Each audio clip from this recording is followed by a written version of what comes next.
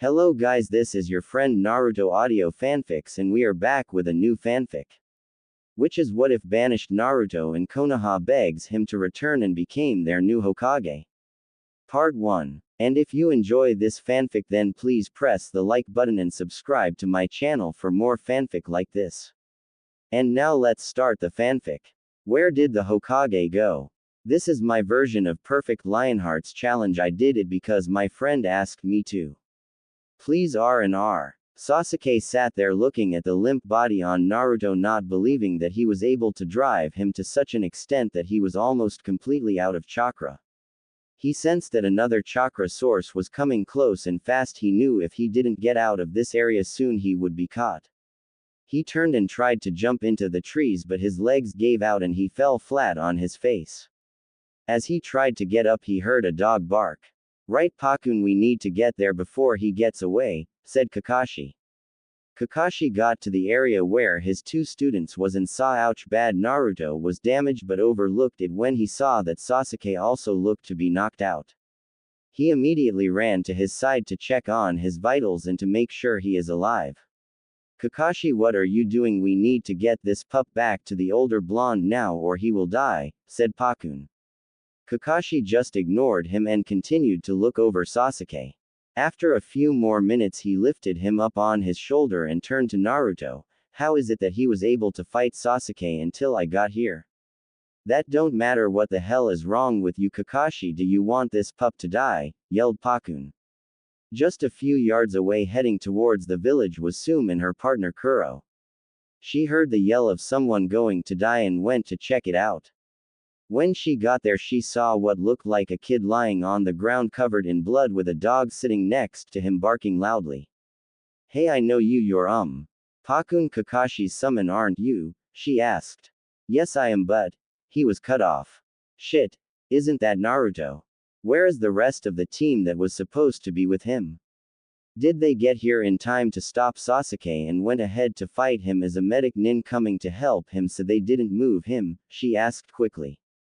Yes, this is Naruto. The team is back in the village. Most of them was hurt doing their part of the mission. Naruto did make it in time to stop Sasuke. Kakashi took him back to the village he just left, said Pakun. What do you mean he just left? His student is still laying here dying and he just left. Yay, he took the Uchiha back and left Naruto. That bastard, I'll rip his insides out, she yelled. Are you going to take him back to the village before he dies? Of course I am. Why would I leave him? She then picked him up and put him on the pack of her partner and they ran off towards the village. Inside Naruto's mind, Naruto was just waking up and looked around and couldn't figure out where he was. Everything was dark and wet. He was sitting in water that he guessed would be ankle deep if he stood up. After getting fully awake and adjusting to the darkness he stood up and wandered around looking for a light switch or a door. Back in the village, Tsunade had just finished clearing Choji and he was now safely off the critical list but was not allowed to leave the hospital for a few weeks until he had all movement back in his body and had replenished the chakra he lost. She was now standing at the gate waiting for Naruto to come back. Standing a few feet back was Sakura waiting for Sasuke to return. She just knew deep down that he would come back to be with her. Shizune was still in the operation room working on Neji. Hinata was sitting outside of his door waiting on the news of if he would be okay.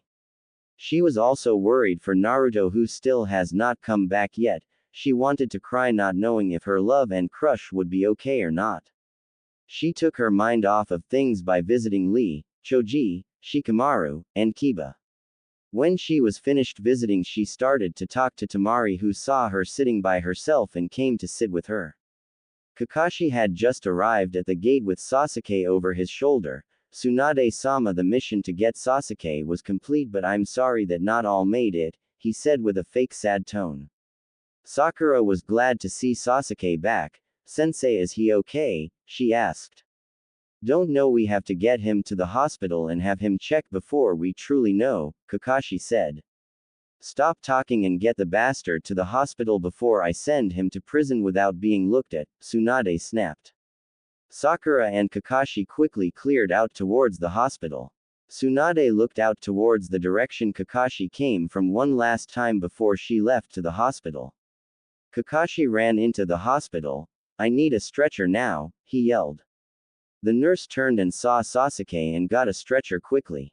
Hinata saw Kakashi come in and walked over to him followed by Temari. Kakashi-sensei, she stuttered nervously. Yes, Hinata, he answered. Is Naruto back also? She asked. He looked at her with a fake sad smile. Sorry, Hinata, I know how much you like him and it pains me to have to tell you this, but sometimes when a ninja go on a mission of this caliber they don't come home. He is in a better place. He finally gets to meet his parents, he said. Hinata and Temari were so shocked by this that they didn't move when Kakashi and Sakura walked past them. Slowly they came back to reality. No, this can't be. Please tell me this is one of his stupid jokes. Hinata started to cry. Come on, Hinata, let's find the Hokage, said Temari, pulling the girl into a hug while she cried. They walked towards the door of the hospital when Tsunade walked in. She saw the girls walking towards them and told them to follow her. Look, you two, there is something going on and I don't like it, she told Hinata and Temari. What do you mean, Hokage-sama? Asked Temari. Hinata still cried. I told you to call me Tsunade, and I mean something to do with Naruto. I need you two to find Anko and Kurenai and head out to the Valley of Death and see if you can find any trace of Naruto's body, dead or alive, she told them. But Tsunade-sama, his sensei, even said he saw him dead. Why would he say that if he is not dead? Hinata said with a terribly bad stutter that Tsunade barely understood it. I know what he said, but still I want to make sure it's true. Now you can find the two Junins at the Dango spot and hurry. I want his body back to me, dead or alive, she commanded. They nodded and headed out of the hospital towards the Dango spot. They reached the Dango spot with Hinata still crying hard on Temari's shoulder. Temari looked around to look for Anko since she didn't know what Kurenai looked like. As she looked, she saw someone who she thought could be Anko. Hinata, Anko is the lady from the second exam, right? She felt Hinata nod on her shoulder. She walked up to the table that held the lady from the exam. Excuse me, but are you Anko? She asked. Anko looked over at her. Who wants to know? She asked. Anko, leave the kid alone, she probably wants to ask you a question. She then turned and looked at the two. Hinata, she practically yelled. Hinata pushed herself off Temari and jumped onto Kurenai's arms. Sensei, this is bad. Why did he have to die? She stuttered out while crying. What? Asked Anko. She is crying because Naruto died on the mission to bring back Sasuke. But Sasuke is fine in the hospital being looked at by doctors and Tsunade-sama wants us four to go to the Valley of End to find his body, dead or alive, said Temari. Naruto dead, mumbled Kurenai while rubbing Hinata's back. Well, let's get going, we have a mission, said Anko. Anko, how could you be so rude? You know how she feels about him, said Kurenai. I know that, but her sitting here crying is not going to make anything better. Besides, I don't think he is dead, said Anko. You mean he could be alive, Anko-sensei?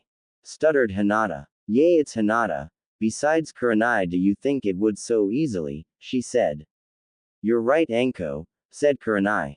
Come on, sensei, we have to find Naruto-kun. If he could be alive, he won't survive being by himself, said Hinata, pulling her sensei. Okay, Hinata, we are coming, said Kurenai. They ran to the exit and was about to leave when a group of dogs in Sum came running by. Move, need to get to hospital, Sum yelled. They jumped out of the way and saw the biggest dog had Naruto on its back. Hinata's heart skipped at how badly injured he was. Oh no, he needs help now, said Hinata, running over to Naruto, who was now lying on the ground since the dog was dead, tired from running so far. She ran up and put her ear on his chest where his heart is and got excited when she heard a faint heartbeat. Sensei, he is alive but won't make it to the hospital. We need to do something to give him a little extra time, she said. None of you would happen to know any medic jutsus, would you? Asked Sum. They all shook their heads no, with a sad look on their faces. Hinata took off her pack and started to throw stuff out of it onto the ground around her. Hinata, what are you doing? Asked Kurenai. She didn't answer, just kept going through her pack until she found what she was looking for. Found it, she said happily. She then opened the medium-sized jar up and they all were hit by the fragrance of the smell. It had a lavender smell to it. She started to rub the stuff inside the jar all over Naruto's body. She did this with a small blush on her face. Done. I hope it gives us enough time to get to Tsunade, she said. No time like now to find out, said Anko, grabbing the boy bridal style and running off towards the hospital, followed by the rest. They ran into the hospital and looked around and saw everything stop and all eyes were on them. Where the is Tsunade? Anko yelled at the top of her lungs. Anko, this is a hospital, said Shizune, coming around the corner. No time for games, Shizune, he needs help now, replied Anko, putting Naruto on the stretcher that Shizune had. You know this was for someone. She finally looked at the person on the stretcher. Else, shit, get me a room ready now and go find Tsunade now. Whatever she is doing, it can wait, Shizune yelled out orders. The nurses looked at the boy and didn't move. What the air you doing standing around? You was given orders by your superior and you are not obeying them, asked Anko, leaking out her key. The nurses scrambled to find a free room and locate Tsunade. Tsunade-sama, you're needed now, said one nurse, running into the room that Sasuke was in. I'm busy, I'm sure it can wait, she replied. Shizune said what you're doing could wait, the nurse replied. What could be so important? Asked Tsunade. The last member of that team was just brought in by Anko, Hinata, Kurenai, Tsume, and Temari from Suna, the nurse said. Tsunade glared at Kakashi, then headed for the door. Tsunade-sama, what about Sasuke? He asked. He is fine. All that was wrong was he used too much chakra. If you're wondering, I was not going to heal him. He is going to stay like that and I'll talk to you later, Kakashi. She then walked out the room following the nurse.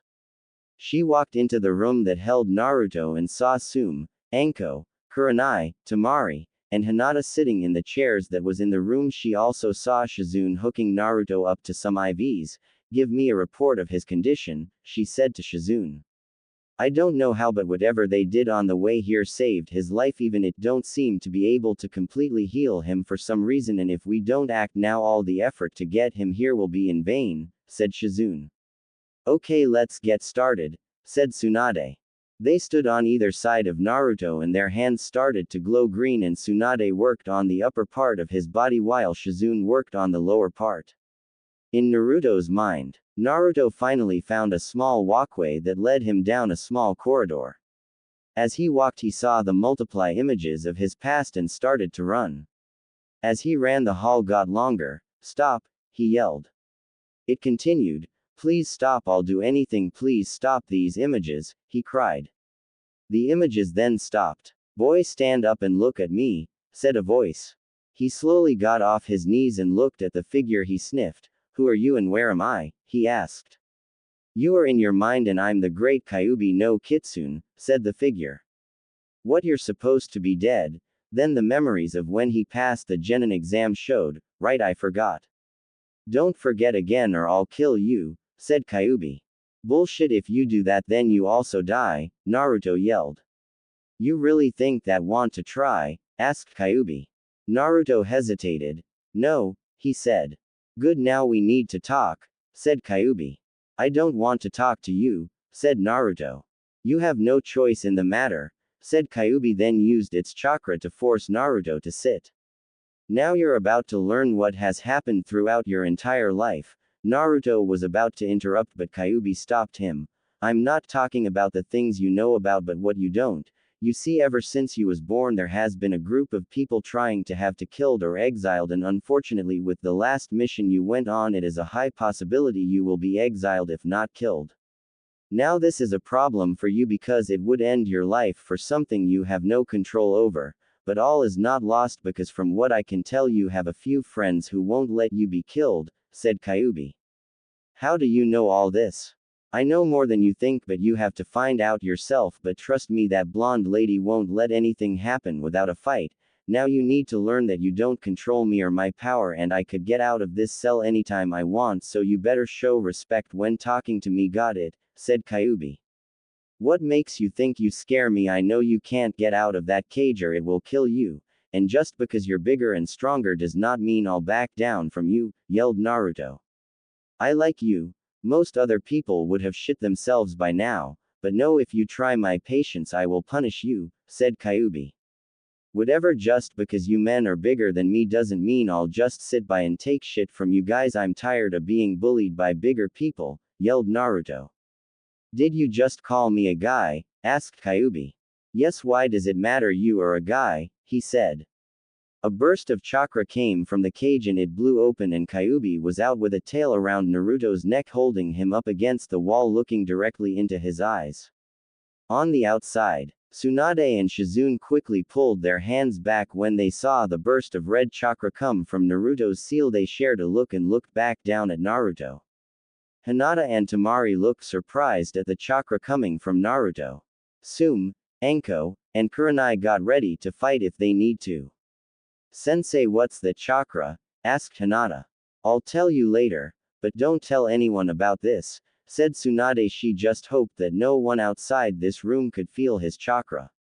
Inside Naruto's mind, if you want to continue to live you will not call me a guy ever again in your life, said Kyuubi.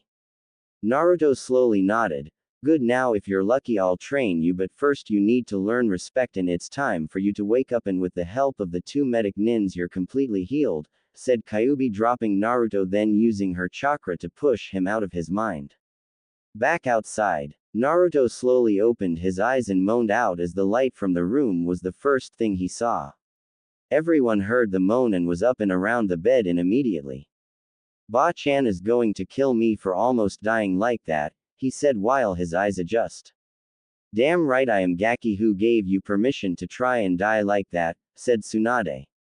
Sorry, you said to bring Sasuke back, Naruto said, finally getting his eyes adjusted. Naruto-kun, are you okay? Stuttered Hinata. I'm fine, he said. That's good. Now what happened? Said Tsunade. Naruto explained everything, leaving out the part about Kyuubi. I see, so he did use that seal to get more power, said Tsunade. He doesn't know what he is doing, said Anko. What do you mean? Asked Tsume. That seal was made for the purpose of feeding off emotions, and if he let it control him like that, then he is completely under Orochimaru's control. Nothing short of giving exactly what he wants will keep him in this village, unless of course you seal his chakra. Then the seal can't work because it needs his chakra to move around, said Anko. I see, thanks for telling me, said Tsunade. So he back the mission was complete. How is everyone else doing? Asked Naruto. Well, 3 of you were in near a death state and not one of the 3 was Sasuke. He was unconscious from using too much chakra, said Tsunade. An Anbu came into the room. Hokage-sama, the council has called a meeting and you're needed, said the Anbu. Thanks, you can go. I'll be back as soon as I can. Shizune, go check on the other please, said Tsunade. She and Shizune then walked out of the room. A few minutes later, Sakura walked into the room looking pissed. Sakura-san, are you okay? Asked Hinata. I'm fine, I just need to talk to my teammate. Can we have some privacy please? It won't take long, I just want to thank him, she said. The others walked out the room to wait. Hinata, watch in on them, said Kurenai. What, why would I spy on Naruto's private conversation? Asked Hinata. You spy on him any other time. Hinata blushed deep at that. But this time he might need help since Tsunade used a paralysis jutsu to keep him from moving while his body healed, said Kurenai. Fine, Byakugan, she mumbled, then blushed even redder. Oops, too much chakra. The others just looked at her with a shocked look. With Sakura and Naruto. Sakura-chan, I'm happy you came. I even kept my promise and brought him back like I said I would, he said happily. Naruto, shut up, I asked you to bring him back, not hurt him. You know how this could mess up his future. No, you didn't even think about it, you just did whatever you wanted. Why do you have to be so stupid, not even able to do a simple request right? I can't stand you, I hate you for what you did, she yelled. What, but I kept my promise, he said. She started to beat him badly.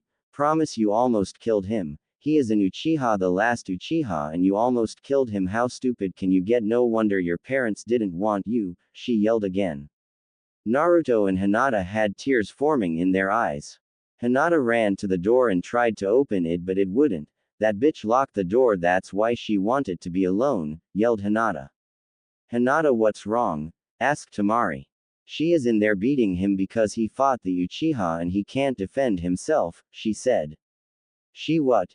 Yelled Anko, Kurenai, and Tsume at the same time. Hinata, move, said Anko, getting ready to kick the door in. Sakura was getting ready to hit him again when someone stopped her hand and threw her through the door. She looked up and saw an Anbu with what looked like a rabbit mask on but couldn't see if was a male or not because every part of their body was covered, not even the hair was showing. Thank Kami, an Anbu stopped her, said Hinata, now banging on the door.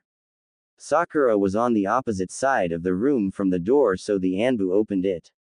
As soon as the door was opened, Hinata flew in the room and attacked Sakura, not even bothering to use Juyuken, instead preferring to use her tiny fist. The others were shocked except Naruto, who was knocked out by Sakura's hits. Hinata, stop, get off of her, said Kurenai, getting over her shock. Kurenai finally pulled Hinata off Sakura, who quickly got up and ran for the door. Hold it, Pinky, you're lucky Kurenai was here because I would have let her continue to beat you, but know this, if you ever attack Naruto again you will have more than Hinata kicking your ass, said Temari when she grabbed Sakura's arm as she ran past her. Sakura glared at Temari, then shook her off and continued out of the room. Thank you Anbu-san for stopping her, said Hinata. What happened to Sakura? She just asked me to heal her, said Shizune walking into the room. Hinata beat the shit of her, said Anko with a smile. What, Hinata? But she is the sweetest person ever. What could possibly make her that mad, said Shizune. Attempt to beat her crushed to a pulp and find out, said Tsume. Really? Wow. How is Naruto though? Said Shizune walking up to him. Probably knocked out again. But forget that for now, we need to find a way to get Hinata like that all the time. She will be kick if we could, said Anko. Anko, you will not turn her into a Chibi-Yu, said Kurenai. Hell, we could turn her into a Chibi-Yu with a little bit of me, or a Chibi Shizune with a little bit of both of us, said Anko with a hunter look in her eyes while looking at Hinata. Anko, stop, now is not the time to try and turn Hinata into a Chibi anybody, said Kurenai. What the hell is all the commotion and what are you talking about turning Hinata into a Chibi, said a pissed-off Tsunade walking into the room, closing the door behind her. Hinata beat the living shit out of Pinky, said Temari. Pinky? Questioned Tsunade. I caught Sakura-san beating on Naruto-kun during my patrol around the outside the hospital. I threw her off, then opened the door when Hinata-san introduced her small fist to Sakura-san's face, said the Anbu. Sakura did wa. Hinata, you beat up Sakura for hitting Naruto. Why? Said Tsunade.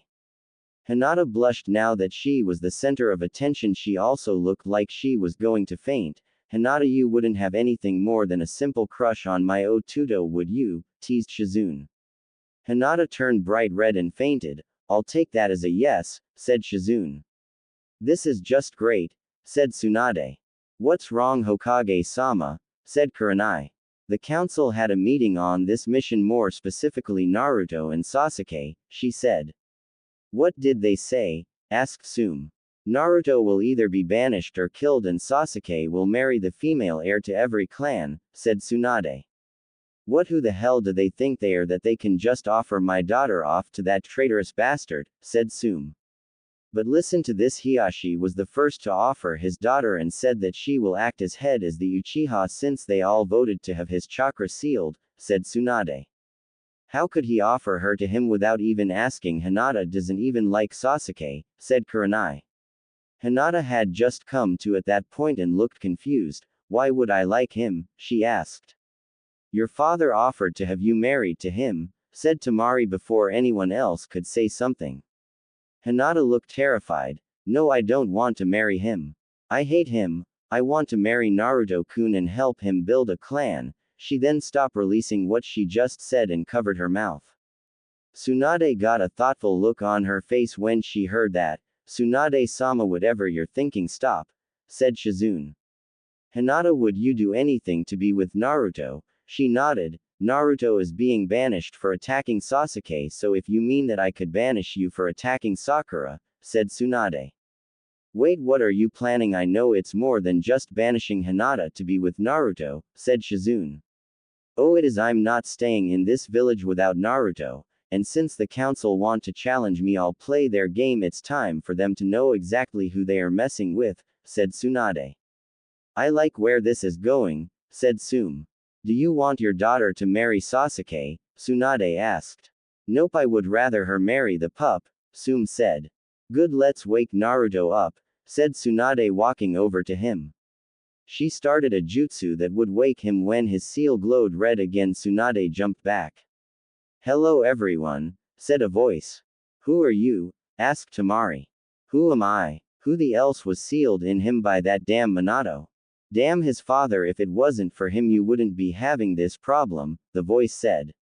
Wait, you're Kyuubi, how are you out of the seal? Asked Shizune. Yes, I'm the one and only Kyuubi, and I could have got out of the seal at any time when I woke up, but I decided not to because it would have killed him, said Kyuubi. What are you talking about? Asked Tsunade. How is Kyuubi dead? Didn't the fourth kill him? Asked Hinata. Him again with the it is starting to annoy me, and no, he didn't kill me. As I said, he sealed me in his son, although stupid was noble, but what I want to know is why has no one punished the person for killing his mother, said Kyuubi. What are you talking about? I thought Kushina died giving birth, said Tsunade. No, she was killed. I'm guessing the old man decided not to investigate and decided to blame that on me also. Anyway, she was killed by a snake. I'm sure you all know who did it now. Also, I have an idea, she finished. What's the idea? Asked Tsunade. If I heard you right, the council kicked him out this worthless village and you are planning to take the Hyuga girl. Why not take her sensei to teach her genjutsu, the snake lady to teach her that taijutsu she use, and the Anbu that saved him from that pink-haired bitch to teach speed and stamina, and also weapons? Said Kyuubi. That's a good idea. What do you all think? Said Tsunade. Naruto's father is the Yondaime Hokage, Hinata finally said. Yay, but don't tell anyone, said Tsunade. So let me get this straight. Hinata started thinking. Naruto was used to hold Kyuubi when he was a baby and had no decision. The adults nodded. Then he was blamed for everything. They nodded. They think he a Kyuubi in human form. They nodded. Naruto is the son of the greatest hero in Konoha's history. They nodded again. Okay, when do I pack? She finished. Whoa, slow down, Hinata. Packing won't be for another 2 days. We have to finish plans and screwing over the village for what they did, said Tsunade. Wait, you just going to up and leave the village, but you're the Hokage, said Tamari. Look, I only came back because of Naruto. Why should I stay? Tsunade asked. Tamari stayed quiet. Okay, we all know Hinata is going to now marry Naruto, but I want to have Hana, my oldest and heir to my clan, marry him also, said Tsume. What, why? Said Hinata. I'm going to use the Clan Restoration Act, said Tsunade. Oh, said Hinata, looking sad. Wait, how do you even know me? Kurenai, and the Anbu will go with you, said Anko. You just threatened the entire hospital staff when they refused to help Naruto, said Kyuubi. I know that they was being stupid for not treating them, but all I have is here, said Anko. Anko, we both know you are only here because if you left, the council would have had every available ninja Junin and up out trying to kill you, and if I leave you will come with me even if I don't ask you to, and since Hinata is leaving I'm going with her, said Kurenai.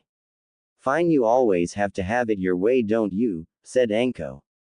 I have a question. Why did Anko bring Naruto in and not his sensei? I saw him come into the village with Sasuke, asked the rabbit Anbu. The bastard left him for dead, said Tsume angrily. Everyone looked shocked at this except Tsunade and Kyuubi. He did what? When I catch that one-eyed pervert I'm going to beat him to a pulp, said Anko.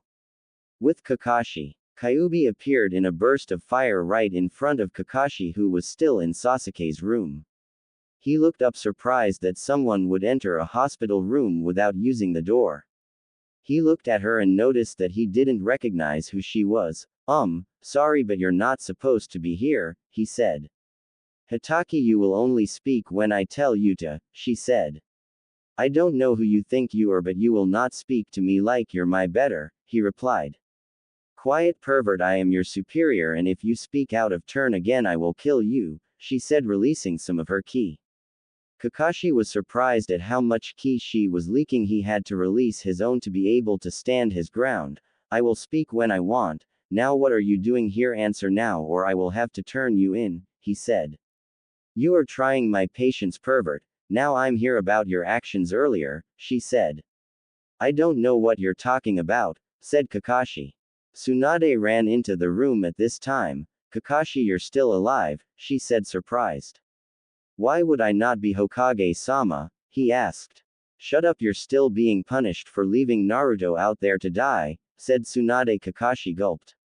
Enough, I have had enough of this. Hitaki, you have ignored and tried your hardest to keep Naruto from being the ninja he could be since you met him, and I am fed up with your treatment of him, and this last stunt you pulled almost cost him his life, said Kyuubi, getting angry. What are you talking about? If anything, it would do well because it would kill Kyuubi, he said. You think I could be killed so easily by this pathetic excuse of a ninja? You're sadly mistaken, and the only reason I don't kill you for how you treated Naruto is because he don't know you left him for dead, and if I do it would make him depressed, but know this, if you do anything to try and stop his growth into a good ninja I will kill you, she said. Your threats don't scare me. I don't know who you are, but you will watch your tone when talking to me, he said. Kyuubi just looked at him with a deadpan look. Hitaki, if your sensei could only seal me, what chance do you have when you're not even half as strong as he is, she said. What seal you? That means you're. He stopped mid-sentence. The one and only Kyuubi. And you have your one and only warning. Now get out of my sight before I change my mind and kill you where you stand, she said, releasing more ki and her 9 tails. Kakashi, you better be in my office in 1 hour and don't be late or else, Tsunade said. When Kyuubi got in the room, Naruto was woke talking to the people who was in the room. Hinata kept a blush on her face and would glance at him then look away. So why are there so many people in here? I never had a visitor before when I was in the hospital, asked Naruto. Naru-kun, you always had a visitor but only when you was asleep, said Kyuubi. What, where did you come from? How did you get out? Yelled Naruto. Everyone in the room sweat dropped by this. Did you forget already? Didn't I just kick you in your mind for thinking that getting out of that cage was beneath me, said Kyuubi. Oh yeah, I forgot, mumbled Naruto. They sweat dropped again. Naruto, how is it possible to forget something like that? Asked Anko. I don't know, Snake Lady, but I forget things all the time if it doesn't involve a jutsu, he said. You have a one-track mind just like your mother, said Sum. You knew my mother? He asked. Yeah, you act exactly like her, and if something doesn't involve a jutsu, the chance of you remembering it is less than 10%, said Sum. Are you calling me stupid? Asked Naruto. Sum just shrugged. I have to go. I got to tell Hana the news that the council decided, she said. What news? Asked Naruto. You are being punished for injuring the Uchiha. You might be kicked out if they have their way, said Kyuubi. What, why I had to defend myself, said Naruto. I know, but they punishing you because they think you tried to kill him, said Kyuubi. What, I didn't kill him, he attacked me. You was there, you saw the entire thing. I was trying to talk him into coming back until he just attacked. It took all I had just not to get hit by his attacks. He never even gave me the chance to attack, and then he hit me with a Chidori right where my heart is. How can they blame that on me? Said Naruto. Do you really think they would take the word of me, Kyuubi? She asked. What am I going to do? I have no family and I never had any friends. He started to cry. Naruto, shut up, you're sounding stupid, and if I ever hear you saying you had no friends I'll kill you, said Kyuubi. What, why? He asked. How stupid can you be? Who was here when you woke up? He was about to answer. That was rhetorical. Who was there when you needed someone to talk to? Who went out of there was to heal you every time you did something stupid and got hurt? Who gave you healing cream after you fought her teammate? Who gave you the confidence to fight Neji when you wasn't going to show up? You have friends, you're just too damn dense to see past that pink-haired bitch, said Kyuubi. Hey Sakura-chan aren't that bad, yay she has anger problems but she's still not that bad. He jumped on his feet facing Kyubi defended his crush. This got Kyubi even more mad. In a flash her hand was around his neck and his back against the wall at her eye level. Not that bad you say. She has went out of her way multiple times to hurt you. She beat you for asking for her help chakra control. She beat you when you asked her on a date when she could have just said no. She beat you every time you mentioned Sasuke name. She beat you just for looking at her too long. Have you ever thought about what would have happened if I didn't heal you after those beatings? No. I'll tell you. You would have been dead a long time ago by your teammate, by that bitch, and you're telling everyone that you love her, that she will see you for who you are. News flash Naruto, she hates you and every fiber of you, and I have had it with you always defending her, and this stops now. Listen and listen good, you have been near death twice since you woke up this morning, and you know who put you there. No. Those two was Sasuke Uchiha and Sakura Haruno. That's right, after you came back to the village she came in here and literally beat you into an inch of your life, and if it wasn't for that Anbu coming when she did, you would have been dead. Do you know who repaid her for what she did? Hinata Hyuga. That's right, the only person who have been there when you needed to talk, the only person who actually cared for your well-being, the only person to actually show you what it is like to be loved. And how do you repay her? You shove her to the side just to run back to the one who consistently beat you, she said. Naruto was stunned to speak, so he just looked at his feet. What, you always have something to say, why not now? Too ashamed of yourself, good you need to be, said Kyubi. Sorry. He mumbled. What? Said Kyubi. Sorry. He said a little louder. Still can't hear you, Kyubi said. I said sorry, he yelled. So what are you sorry for? Asked Kyubi. I'm sorry for everything, he said. Be more specific, she said. You can read my thoughts, you know why, he said. They can't though, tell them they are the ones who need to hear it, not me, she told him. And stop looking at your feet and look at them, she added. I'm sorry for not being smart enough to realize that I had friends. I'm sorry that I pushed you away. I'm sorry that I made you cry. I'm sorry that I defend Sakura when I shouldn't. Please forgive me, he said. Good, now go and ask again for their forgiveness, demanded Kyubi. Naruto walked over to Anko first. Anko-chan, please forgive me for everything I did to make you feel bad, he said. Buy me dango and you're forgiven, she said. Okay. He went to Tamari next. I know we haven't known each other long, but I still want your forgiveness for not trying more to be your friend, Tamari-chan, he said. Sure, you're forgiven, she said. He went to Kurenai next. Kurenai-sensei, I'm sorry for not showing how grateful I am for knowing you. You have been more a sensei to me than my own sensei, and I'm sorry, he said. Naruto, don't beat yourself up over it, I know you're grateful, she told him. He next walked to Hinata. Hinata-chan, I'm sorry for pushing you away. I'm sorry for not talking to you more. And I'm sorry for not telling you thank you for everything you did to help me. But I just didn't think that the princess of Konaha would want to talk to me more than you already did, he said. Naruto-kun, I'm no princess, and I forgive you for everything, she smiled at him with a deep blush on her face. Now that we have things to discuss, said Kyubi. Like what? Asked Naruto. You have been lacking in proper training besides the basics that Kurenai, Anko, and the Anbu lady taught you, she said. Oh, he said looking down. Cheer up, brat, you get to be trained by me, Kurenai now, said Anko with a smile. Why do I have the feeling that I won't like this, he said. Naruto was released from the hospital and was walking around to get some ramen. As he walked, he thought about everything that happened and more so what Kyubi told him about Hinata. He couldn't figure for the life of him why Hinata would waste so much time being nice to him. He liked that she was a friend and how she treated him, but he didn't understand it. He walked into the restaurant and ordered his usual 12 bowls of ramen and waited while Ayame went to the kitchen to get his food ready. Kyubi, who was still out of the seal, walked in behind him and sat next to him. What's on your mind, Naru-kun? She asked. I don't get why Hinata would waste her time being so nice to me when everyone else hates me, he said. Well, you will have to ask her, said Kyubi. I don't know what to do. The two who I thought as a sister and brother both tried to kill me, yet someone who I barely knows ends up being the best friend I have, he said. Sometimes life works like that, said Kyuubi. This is too difficult, said Naruto. It's just new to you, soon you will understand everything. Oh, someone is coming to talk to you, I'll give you some privacy, said Kyuubi, getting up and walking out the restaurant, and Ino walked up and sat in her seat. Hey Naruto, she said. Hi Ino, what brings you here? Asked Naruto. Look Naruto, I know I haven't been the best friend, but you should know that not everyone is like the villagers, said Ino.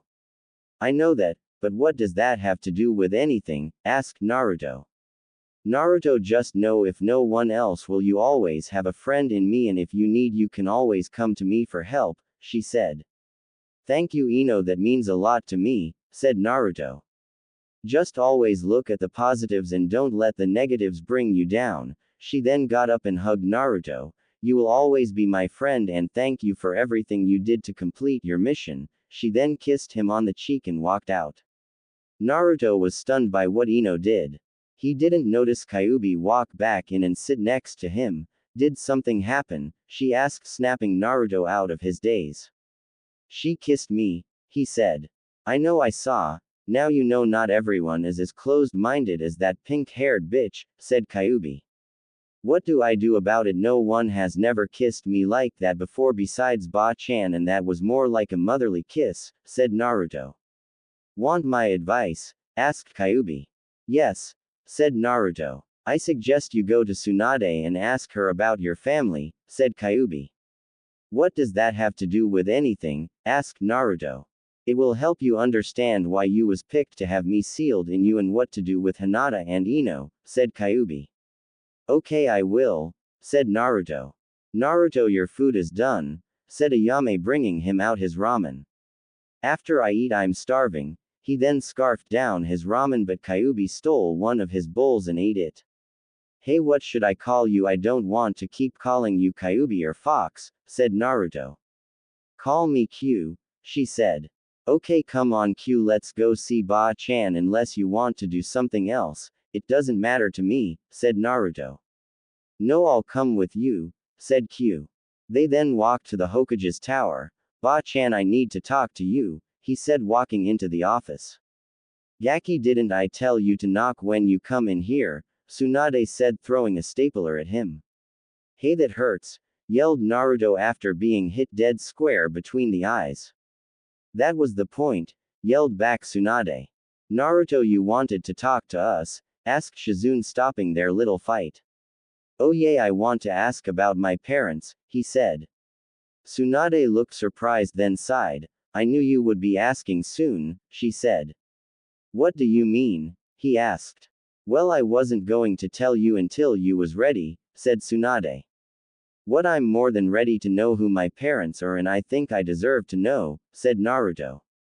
No, I mean ready as in being able to defend yourself from the enemies that will come for you once they find out who your parents are, but with recent events they will find out soon, so I guess I better tell you now, said Tsunade. Naruto was about to say something but was stopped by Tsunade putting her hand up to stop him. Naruto, sit down, she said. Naruto and Kyuubi sat down. Naruto, what do you think about the Yondaime? She asked.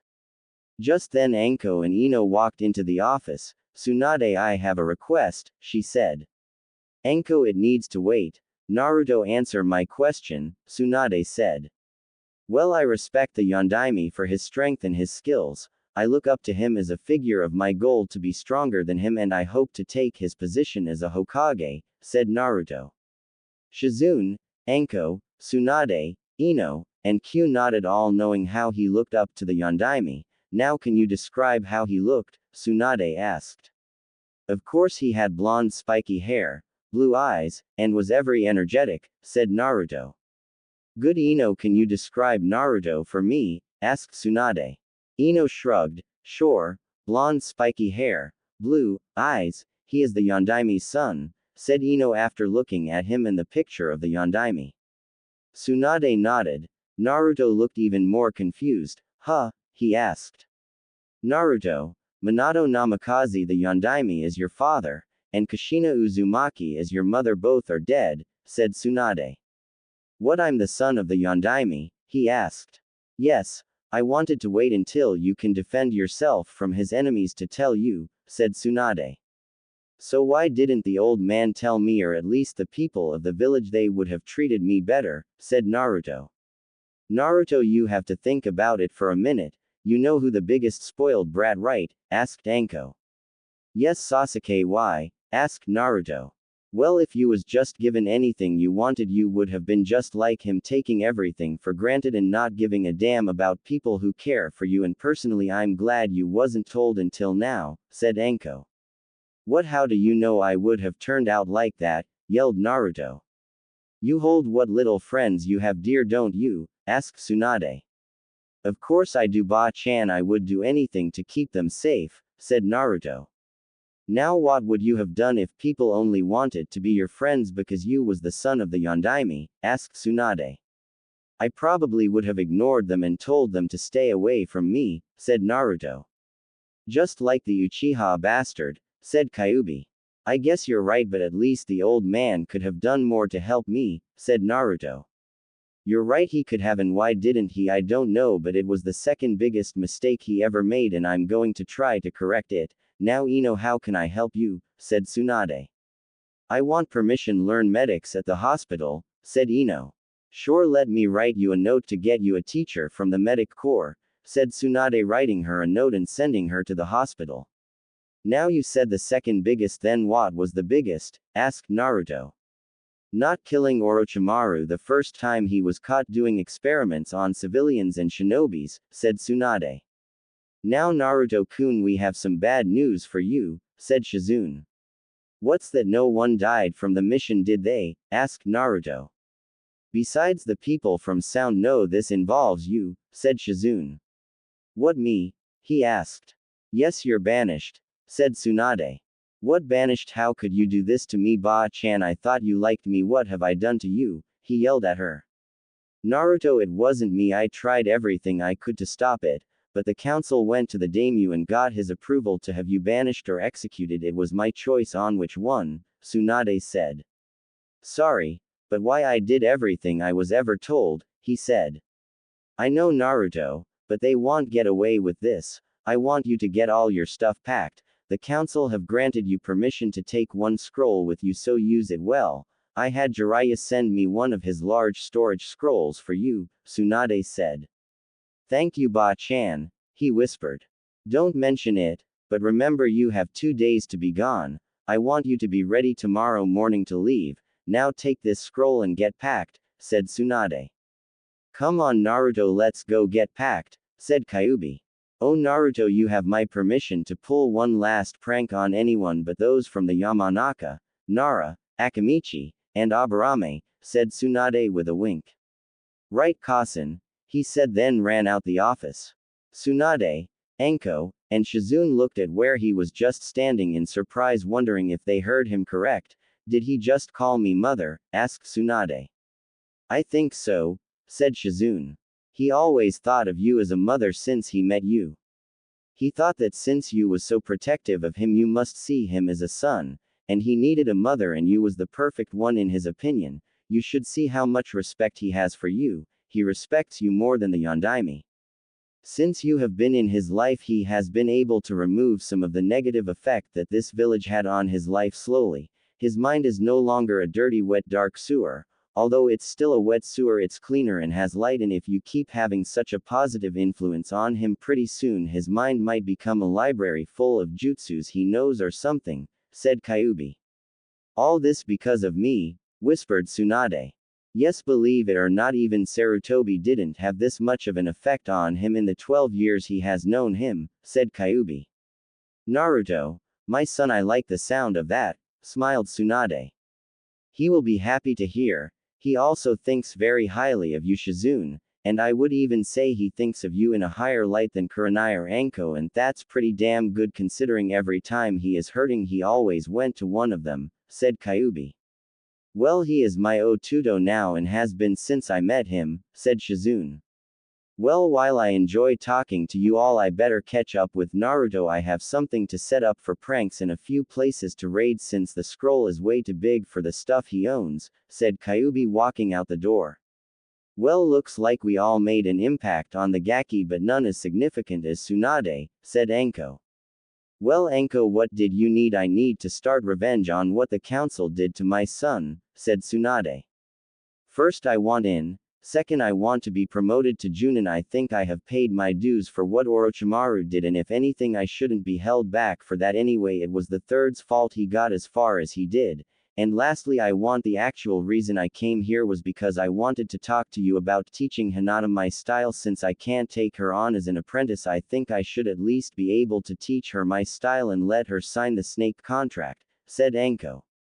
Okay, you in on our revenge. Be ready tomorrow. You will escort Naruto out of the village. You're granted the rank Junin, as I think you should have been had it. I don't know why Sensei didn't give it to you when he gave it to Kurenai.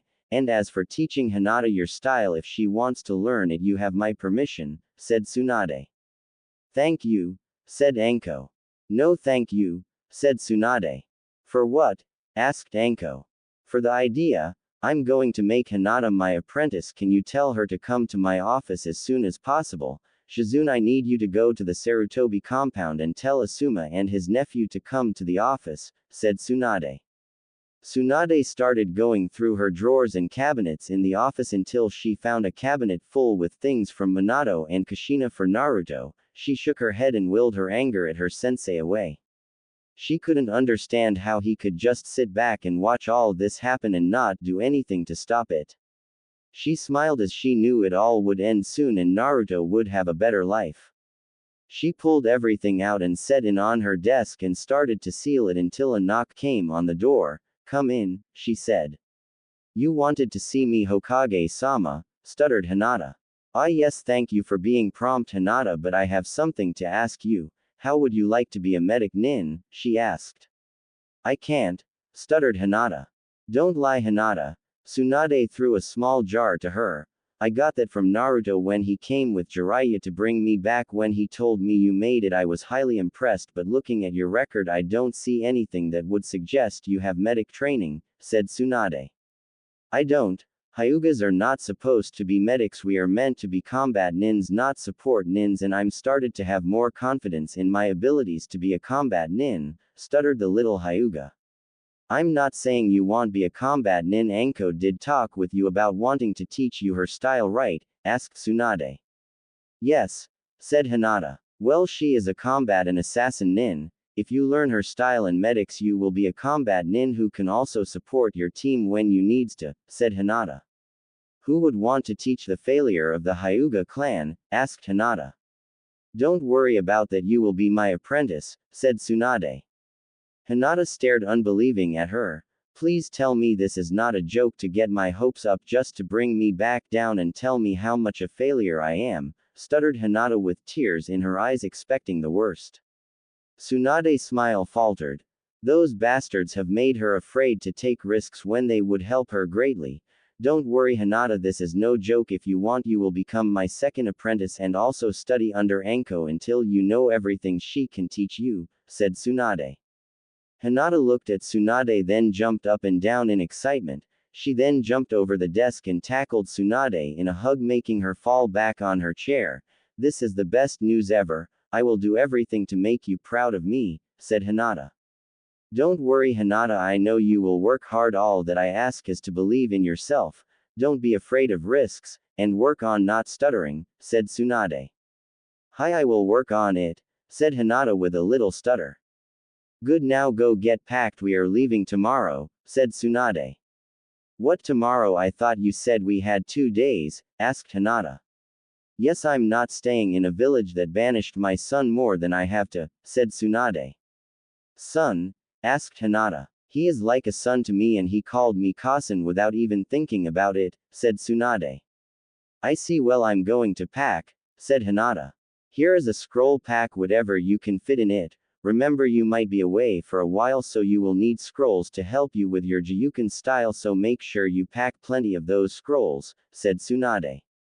Hi, I'll be ready tomorrow. She then ran out of the office to leave Tsunade to do what she was doing. Asuma and nephew came in. Hokage-sama, you wanted to see us, asked Asuma. Yes, I want you to sign the monkey contract, said Tsunade. I don't think I'm ready for that yet, and Konohamaru does not have the chakra capacity to sign it, said Asuma. I wasn't requesting, I was telling you both to sign it now, said Tsunade. Asuma sighed and signed the scroll with Konohamaru. Good, now Asuma, summon the highest monkey you can, Tsunade commanded.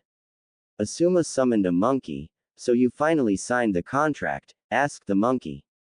Didn't have a choice and I would have signed it anyway, said Asuma.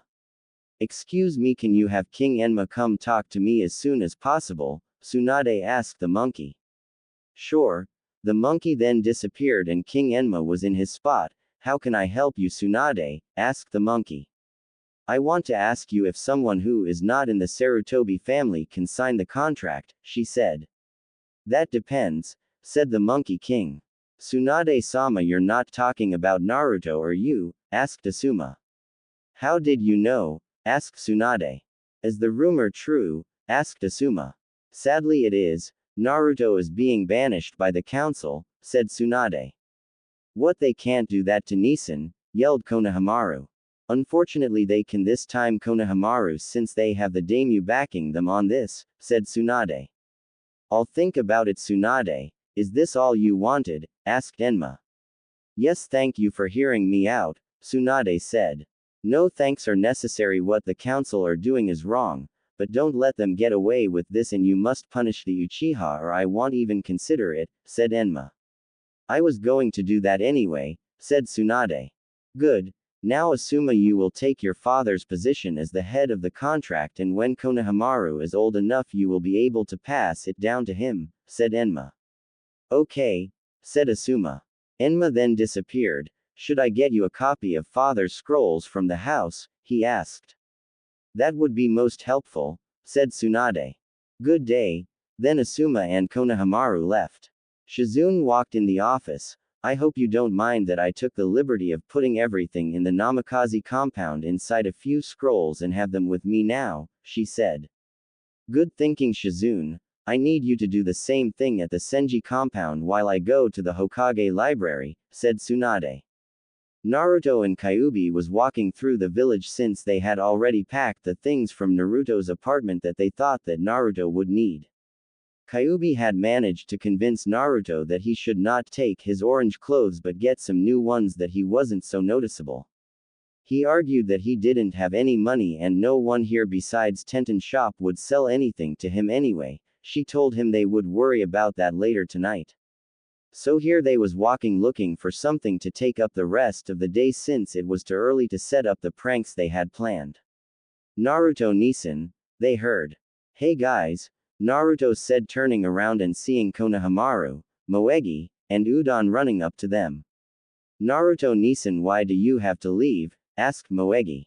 I can't do anything to stop this from happening, but while I'm gone I want you three to promise you will train hard, said Naruto. We promise, they all said. I have an idea, said Q. What's that, Q? Asked Naruto. Let's prank everyone who is not your friend, she said. Sure, but won't they try and execute me if they know it's me? Asked Naruto. Then we will disguise ourselves so no one knows who we are, said Q. Let's do it, said Konohamaru. Okay. They all then followed Q, who went back to Naruto's apartment and started to dress them so they would look like a superhero from the mangas that Naruto read. They each had something covering their heads and only their eyes was visible, and they all had capes over their body costume. Ready? Q asked. They all nodded. Then she undid a scroll and gave them a bag to tie around their waist which had different color paint in it. They ran out of the apartment and made sure that no one was around, then split up and started to put paint on everything. Naruto ran around painting giant letters on everything that he ran past. He stopped in front of the Hokage's tower and looked at the Junin that was coming out. A purpled hair Anbu was standing on the building across from the tower with her partner. As they looked down wondering what would happen. Hey, what are you supposed to be doing? Asked the Junin. Naruto didn't say anything, he just slowly and dramatically pulled out his paintbrush, then swiftly and quickly painted a giant in on the Junin shirt and threw a paint-filled balloon at his face. The ANBUs who was watched burst out laughing. "We should follow him to see what else he will do," laughed the purple-haired rabbit-masked Anbu. "You're right, that was hilarious," laughed the brown-haired tiger Anbu. So they then followed Naruto around from the roofs laughing their heads off. Naruto ran towards the center of Konaha, painting every building he came across. He stopped in front of the Yamanaka flower shop just as Ino was walking out. He had his paintbrush ready but was conflicted on whether to paint the building or not. He knew Ino worked there and didn't want her to get in trouble. He looked Ino in the eyes, who was staring at him, then ran off painting the building next to hers, leaving her building unpainted. Ino blinked at the figure. Was that Naruto? She whispered to herself. 3 hours later, the two ANBUs walked into the Hokage's office laughing their asses off. "Rabbit, Tiger, what is going on?" asked Tsunade.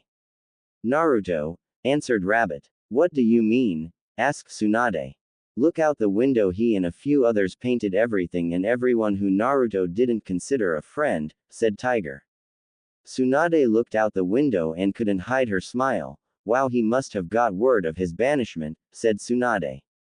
Rabbit gasped. "How could they banish him? Don't they see he is only a child who needs a mother's love?" she said. "I don't see the problem. If he did something that warrants banishment, then why try and defend him?" said Tiger. "Maybe he didn't. Have you thought of that, Tiger?" yelled Rabbit. "Why are you so upset about it?" asked Tiger. "I never saw you go out of your way to help him," he finished. "That's because you don't like him and would have assigned me to a squad on the other side of the village if you saw me do it," said Rabbit. "Are you saying you went against my orders and consistently stopped doing your missions to help him?" asked Tiger. "I never stopped my missions, but I did have a shadow clone to follow and protect him whenever he was by himself and wasn't with Anko or Kurenai," said Rabbit. "I should have you punished for disobeying my orders," said Tiger. "What order? You only told me not to stop my missions to help him, which I didn't, and if it wasn't for the council or you, I would have adopted him a long time ago," said Rabbit. "I don't care how you do it, you still disobeyed my order," said Tiger. "Why do you hate him anyway? He is just a kid trying to be a ninja," asked Rabbit. "Both of you shut up, I don't want to hear this right now, and Tiger, you are dismissed. Rabbit, you stay," said Tsunade. "Hi," they both said. Tiger then left, leaving Rabbit and Tsunade. "What do you need me to do, Hokage-sama?" she asked. "I want to know what exactly you mean by you would have adopted him if you wasn't stopped," Tsunade asked. "I may not have put the best effort forward, but with both Anko and Kurenai I didn't want to interfere with what they was doing to protect him, but I would occasionally slip into his apartment and refill it with food, clean it, make sure his clothes was the right size for his growing body, give him money, and scrolls to learn from. I knew Anko taught him to read, so I left him things that he should have learned at the academy and small training scrolls that would help him learn chakra control and taijutsu and anything else I could do for him," said Rabbit. "I see," said Tsunade. "Also, I tried to adopt him a month after he was born, but the council blocked it, saying that having a child to take care of would hinder my career as a newly appointed Junin," she said. "And how did Tiger stop you?" asked Tsunade. "I tried to adopt him the year after he joined the academy because I saw how the teachers was treating him, but Tiger said if I adopted him I wouldn't have enough money to take care of him and it would strain our relationship," said Rabbit. "Really, what happened?" asked Tsunade. "Well, I was hurt that he would do that, but I weighed the options and painfully decided I could help Naruto from the shadows and still be with Tiger, so I decided not to adopt him and stay with Tiger, even though I still helped him as much as I can.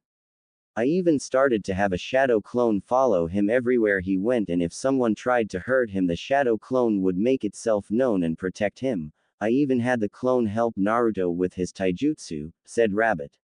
"I see. Well, Naruto is being banished. He is leaving tomorrow, and he already looks at me as a motherly figure, so what will you do?" asked Tsunade. "Well, I'm only 12 years older than him. I'm not old enough to be a mother to him. I always saw him as a brother," said Rabbit. "So I'm guessing you won't stand and let him be banished?" asked Tsunade. I already told you I will always protect him even if I have to do it outside of this village, said Rabbit. Good, I want you to follow him in the shadows until I meet him. I have a few things to take care of in the village before me and my apprentices leave, said Tsunade. Okay, when did he leave? Asked Rabbit. Tomorrow morning. Here is a storage scroll, it's double the size of the Anbu storage scroll. Make sure you bring all the stuff you're going to need because we are not coming back, said Tsunade. I'll be waiting for him outside the gate, said Rabbit. Rabbit, give me your mask, you're not going to need it anymore. I'm retiring you from the Anbu, said Tsunade. She took off her mask and handed it over. I'm going to miss that mask, it helped a lot when I didn't want to listen to Tiger. I was able to let my eyes wander without being caught, she said. Don't worry Yugo, you won't have to listen to his boring stories about being the best swordsman in Konaha, said Tsunade. That's good, but I am sad at how he treats Naruto-kun, said Yugo. I know you would have been good for him, but he let his stupidness about Naruto ruin his judgment and made him jealous of losing you to Naruto, said Tsunade. Yugo laughed. It's not like I was going to marry Naruto-kun, said Yugo. Yay, I know, said Tsunade. Or not yet anyway, since I get to actually spend time with him now. If he want, I would be willing to marry him, said Yugo. Let's not corrupt my son until he is at least Junin level, said Tsunade. I'm going to get packed. I have some things to get from the Anbu HQ that will help us on our departure. I'll make sure I grab extra just in case we have more followers who want to join us, said Yugo. Good idea, because eventually Ino will join us, maybe not now but in a few months she will leave Konaha and join us, said Tsunade as Yugo left. Naruto and Q was sitting in his living room of his apartment. Naruto was thinking about what happened with Ino. Q, can I ask you something? He said. Sure Naru-kun, you can always ask me anything, said Q. Why is it when I think of Ino or Hinata I get this weird feelings they are different than before, like if something happened to them I would be losing a part of me, asked Naruto. You're in love with them, said Q. What, how can I be in love with them? Ain't it wrong to love two girls this much? Asked Naruto. No Naruto, let me tell you something. You have my Yuko running through your system and it makes your feelings for people stronger. And when you find someone who you like more than usual, your feelings for them will be confused until you can figure it out. But I can tell you now from the way you are thinking about the two of them that you are in love, said Q. So I'm in love, what do I do? Asked Naruto. Don't ask me, I'm not a human, remember. I don't have human emotions, but I do know that my Yuko is influencing who you fall in love with, as if it's approving or disapproving of the girl. And if you find someone who my Yuko approves of, you should do everything you can to tell that person how you feel, because more times than not they will love you back, said Q. So it's like a guide in the right direction? Asked Naruto. Exactly, but it's late and all the stores are closed now. Make a few shadow clones and we will send them to start the pranks while me and you go shopping, said Q. Shopping? All the stores are closed, how are we going to get in them? Asked Naruto. Leave that to me. Let's go, we only have a few hours before the village alarm system activate and make it almost impossible for you to even leave your apartment without Anbu being on your tail, said Q. Okay, I'm ready, what do I need? Asked Naruto. Just bring all the small storage scrolls you have in the scroll Tsunade gave you. We are going to put the stuff we get in the small scrolls before we put them into the large scroll, said Q. They jumped out the window and headed towards the closest store that sold shinobi clothes. Wait Q, this store is owned by Tenten father, said Naruto. Okay, said Q. Let's not go in there because Tenten was nice to me and she was helpful when I asked her to train with me, said Naruto. Fine, we will go to the second largest shinobi store, the one that only ANBUs are allowed in, said Q.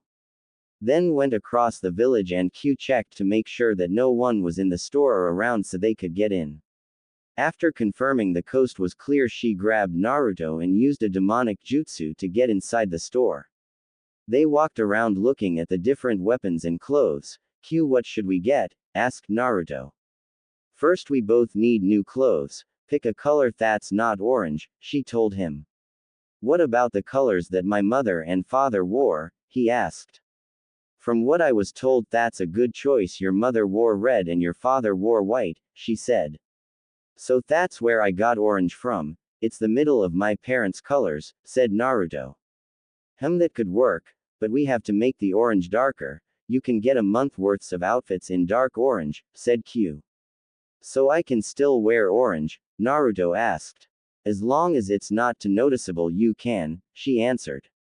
Naruto pulled up two shirts, one is dark orange almost dark red and the other was light orange almost white. How about these two shades of orange? He asked. Those are fine, they are not too bright, she said. Okay, I'll get 15 outfits in each color, said Naruto. Okay, I'll be right back, I'm going to the kunoichi section, said Q. Q walked away and was looking at the other color of clothes and saw something in a lavender color which reminded her of Hinata. She then got a few outfits in different shades lavender for Hinata. She then continued to get herself some clothes in black and red. She was walking past the weapons picking up some kunais, shurikens, and senbons. She was looking at the other weapons and saw the katanas and thought that they was too normal to other ninjas and started to look for something else that would match Naruto's personality and stand out from all other weapons. She then walked past two katana handles, basically a lightsaber from Star Wars.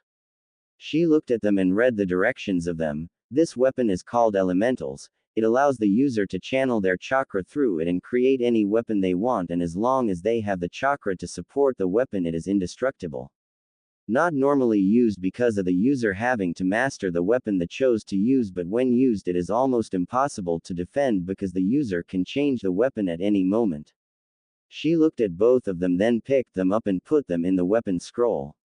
Q, I'm done, I have enough clothes to last for a full month. I also have a pair of sandals like Arrow Sennin, and a black Anbu undercover robe, he said. Really, go grab a few more of those robes, we might need them, she said. Naruto did as told and they was about to leave when Naruto stopped her. Look at that, it looks exactly like that cloak that my father wore, said Naruto. Kyuubi looked at it. It does, don't it? You should take it, she said. Right. Naruto walked up to the cloak and grabbed it and put it on. It's too big, he said. No, Naruto, clothes like that you have to channel chakra to make it fit you, she said. He did as told and the size shrank so it fit around him as if made for him. They have a lavender one. I'm going to give it to Hinata as a thank you and a sorry for everything, he said. That's a good idea, said Q. He grabbed the cloak then walked over to Q. What next? He asked.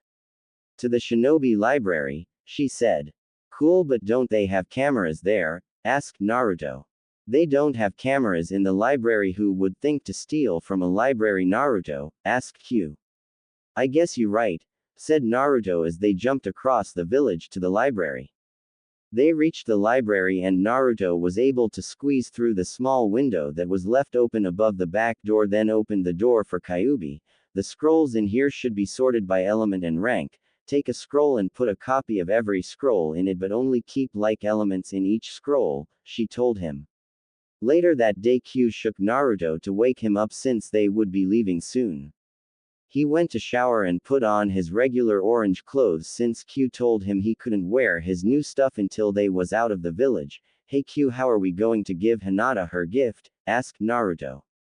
Don't worry, we will give it to her later, Q answered.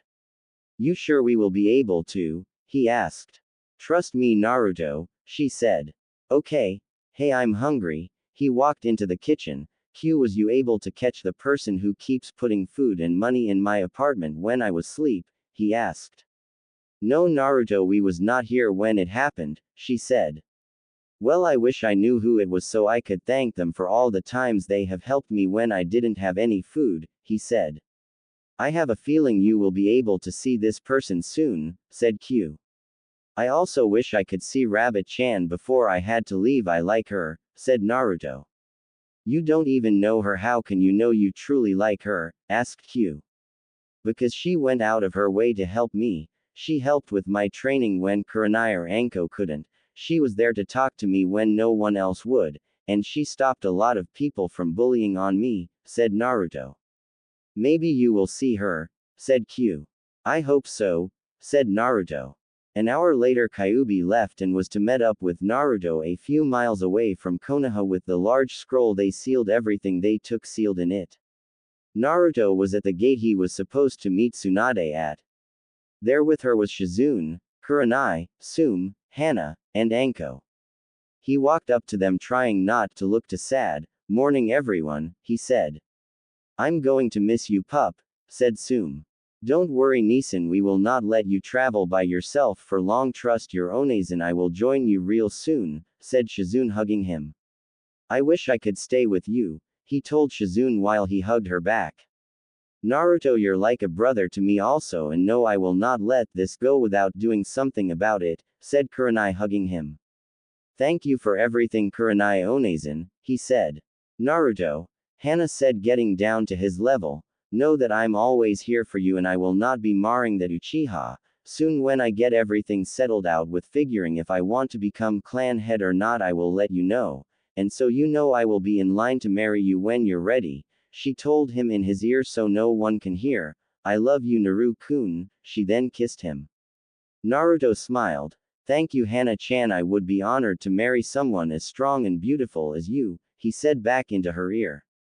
"Uzumaki Naruto," Tsunade said trying to hide her pain of having to do this, "you are hereby banished from Konoha until the Hokage and council deem you are fit come back, please remove your Hitai-8, she said. Naruto held back a tear and removed his Hitai-8 and gave it to her. She bent down to his level. "Don't worry son, I will be joining you soon," she whispered, then took the Hitai-8. "Bye Kasen," he whispered. "Anko, you are to escort Uzumaki Naruto out of Fire Country," Tsunade said. "Right, let's go Gaki," she said. "Okay." Naruto then followed Anko out of the village. He looked back and saw Tsunade wipe her hand across her eyes. He turned and tried not to cry. "Chin up Gaki, don't let those old bastards get to you," said Anko. "But they took everything away from me just because they don't like me, took me from my cousin who I only had for a few days," he said. "Look Naruto, not everyone agrees with what the council decided, but we can't just stand up and go against them," said Anko. "That's the same thing Ino said," replied Naruto. "She was right Naruto, you know I won't do anything to hurt you, you're like a brother to me, maybe one day we will be more," said Anko. "What do you mean?" asked Naruto. "We will approach that bridge in a few years when you're older, but no, I'm not here to escort you, I'm your protection for now," said Anko. "Huh?" asked Naruto. "Look, you have the Kyuubi sealed in you and I am Orochimaru's ex-student. If they are willing to banish you for something that happened when you was born, what do you think they will do to me when Orochimaru attacks the village again?" said Anko. "I guess they will blame it on you since I'm not there," said Naruto. "Exactly, that's why I took this chance to leave with you, so at least we will have each other's company," said Anko. "You're right, I'm looking at this the wrong way. This way I actually have someone who wants to train me and help me when I need it," said Naruto. "Exactly," said Anko. They walked a few more miles, not noticing Yugo, who was following them from the shadows. As they walked, they was stopped by Itachi and Kisame. Anko cursed under her breath. "You two wouldn't let us walk past and act like you didn't see us, would you?" she asked. "Anko, we have no problem with you, step aside and let us take Naruto," said Itachi. "I'm sorry, I can't do that," she said. "Can I kill her?" said Kisame. "Knock yourself out," said Itachi. "That would do us a great favor if he knocked himself out," said Naruto. "Shut it brat, you're coming with us once I handle your guard," said Kisame as he attacked Anko. She pulled out a kunai and blocked his Samahata. Itachi watched them for a while, then turned towards Naruto and started to walk towards him. Yugo dropped down in front of Naruto. "Hold it Itachi," she said. "Who are you?" asked Itachi. "That don't matter if you want Naruto, you're going through me," she said. Itachi looked and assessed the situation. Kisame was in a dead-even battle with Anko and he noticed someone coming up on them fast and they seemed powerful. "Kisame, we are leaving," he said. "What, I'm having so much fun," Kisame replied. "Kisame, if this continues she will kill you, and with this newcomer and someone powerful is advancing on us as we speak, we have no chance of winning," Itachi said. Fine, we will finish this another day, Anko, Kisame said. Sorry, you're not my type, so there won't be a second date, Anko said. Why you? Said Kisame. Leave it alone, she's being sarcastic, Kisame. Let's go, said Itachi. Then he vanished from sight, followed by Kisame. Naruto, are you okay? Asked Anko, walking over and bending down next to him. Yes, I'm fine thanks to her, Naruto said. Who are you? He asked her. Don't worry, Naruto, I wouldn't expect you to know me, but I'm Rabbit. I used to look after you and train with you until Anko and Kurenai started to do it, said Yugo. That was you? He asked. Yes, I'm also the one who cleaned your apartment, put food in it, and left you with money, she said. You have no idea how much that helped me. I would have died of hunger without that, he said. No need to thank me, but we need to get going, she said. They started walking and walked into Q, who was headed towards them. Q, guess what? Rabbit was Yugo, and she is the one who left me food and money, Naruto said. Really told you that you would meet her soon. But are you okay, Naruto? I sensed Itachi and his flunky and came as fast as I could without using my demonic chakra to draw attention to myself, she said. I'm fine thanks to Anko and Yugo. They scared them away and they must have sensed you and didn't know who it was, said Naruto. That's good, but you need to get out of those horrid clothes here. She went into her pocket and pulled out the scroll and summoned the clothes scroll and gave it to Naruto. Go behind that tree and change, she told him. He took the scroll and went behind the tree. You got him to change his outfit? Asked Anko. Well, I told him he would be respected more if he didn't wear such a bright color, Q said. Well, everyone wants to be respected, said Yugo. Naruto came out from the tree. He changed behind wearing his light orange clothes with his cloak over top and his wooden sandals on his feet. So how do I look? He asked. I must say, Naruto, you look even more like your father now, said Q. You're so handsome, said Yugo. I would date you, said Anko.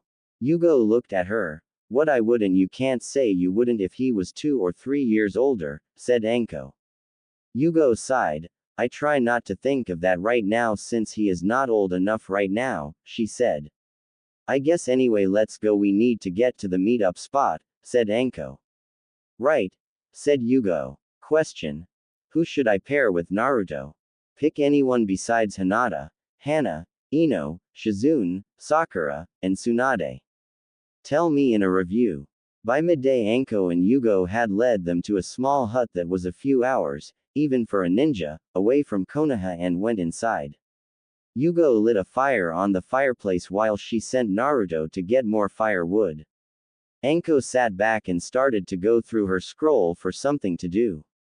She brought out some cards and she, Q, and Yugo started playing poker. When Naruto came back in, he sat down in the only other seat at the table and asked how to play. After teaching him how to play, he never lost. Eventually Anko, Yugo, and Q was sitting in their chairs with only their panties on since they decided to play strip poker to make it more fun. Tsunade, Shizune, Hinata, and Kurenai walked into the hut and saw Q, Yugo, and Anko standing over Naruto, who was passed out from the loss of blood. Hinata eeped and turned red, then fainted. Anko, Yugo, and Q turned and saw the others. Hello, Naruto fainted of blood loss, said Q. I can see that. Why are you 3? Asked Tsunade. The Gaki is a poker genius. He hasn't lost besides the first game, while we all lost, and since we was playing strip poker here we are, said Anko. Well, can you get dressed? It wouldn't do for my apprentice to faint again because you're, said Tsunade. Right. They all got dressed. When they finished, Naruto finally came to. What happened? He asked. You fainted, said Yugo. Naruto blushed. Oh right, he said. What are you all doing here? He asked, seeing Tsunade and her group. You didn't think I would let my son travel the world without me, did you? Asked Tsunade. I'm here because you're my Otuto, said Shizune. Same for me, said Kurenai. Hinata is my apprentice also. You're now Jiraiya's official apprentice and don't have to worry about being banished. I made a few laws to aid you, although you still can't go to Konaha. They can't send anyone to kill you, Tsunade said. Hinata finally woke up. Ow, my head hurt, she said, rubbing the spot she hit when she fell back. Hinata, finally we all need to talk, said Tsunade. First I have something for Hinata. Naruto said, getting the scroll he put it in and gave it to her. This is my way of thanking you for everything and saying I'm sorry, he said. Hinata looked at him, noticing his different clothes. Naruto-kun, you look handsome, she said with a stutter.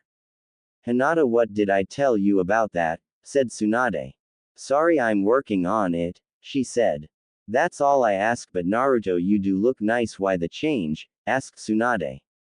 Q said I should change my way of carrying myself if I want to get respected, and it starts with wearing respectable clothes, and I got this cloak because it looks like the one my father wears, he said. Naruto, I'm proud that you are trying to better yourself and looking at the positives, said Shizune. Ino told me I should look at the positives instead of the negatives and I will have better results, he admitted. She was right, Naruto. Now Hinata, what did he get you? Asked Kurenai. Hinata opened the scroll and put a little chakra into it to get the gift. She pulled out a lavender cloak like Naruto's and another scroll that was labeled, clothes for Hinata. Naruto-kun, thanks so much, she said, hugging him. She pulled back and put the cloak on. Push your chakra into the cloak, Q said. The cloak then fitted her as if made for her. Naruto, that was a great gift, said Kurenai. Now let's go over what everyone have, said Tsunade. I'll go first, said Anko. I have a copy of all the elemental scrolls that was available at the Junin library, and everything I own, she said. Me and Naruto have a month's worth of clothes each. We also got Hinata a month's worth of clothes that we thought she would like, a few hundred kunais, shurikens, and senbons. We also raided the shinobi library, said Q. You raided the library? And where did you get the weapons from? Asked Tsunade. The Anbu store, since he didn't want to raid the store owned by Tenten's family, said Q. I knew scheduling myself to watch the store last night was a good idea, said Yugo. Also, I have an Anbu mask for everyone here and a few extra just in case, so when we go on missions and don't want anyone to see our face we can be covered. I also have a copy of all the scrolls from the Anbu library, and everything I own, Yugo said. I have everything I own. I also have the scrolls from the Uchiha compound, said Kurenai. How did you get in there? Asked Shizune. Well, it wasn't hard, all I did was get Sasuke's permission to get him a few scrolls so he can start to train even though he was still in the hospital, said Kurenai. You never went back to see him, did you? Asked Anko. Nope, didn't need to. I got what I needed from him and that was his consent to enter the Uchiha compound, Kurenai said. Well, I have every scroll from the Namikaze and Senji compound plus everything I own, said Shizune. I have a copy of every scroll from the Sarutobi compound Curiosity of Konohamaru and Asuma. I also have a copy of every scroll from the Hokage's library and everything I own, said Tsunade. Well, I have a copy of the scrolls from the Hyuga main family library, although they all are on the Gyuken and Hyuga attacks. I also have a few pictures, and all my mother's belongings.